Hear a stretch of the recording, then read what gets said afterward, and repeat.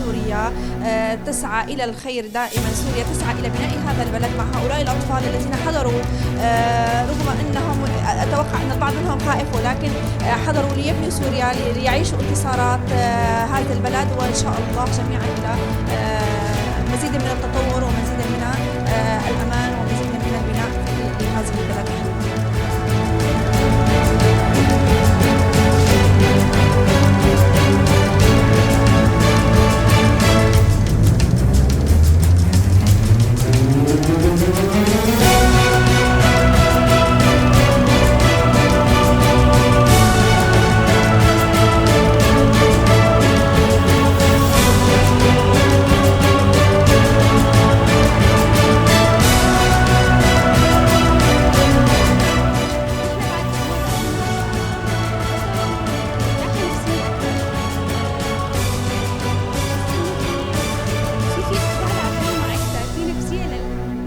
أكثر الدكاترة أكثر عم يشجعونا أكثر.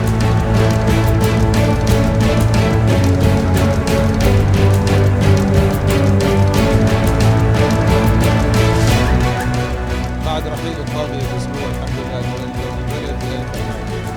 اليوم عطينا بنزين، ما في لا عجل لا بطاقة ذكية ولا الحمد لله السفارات بلشت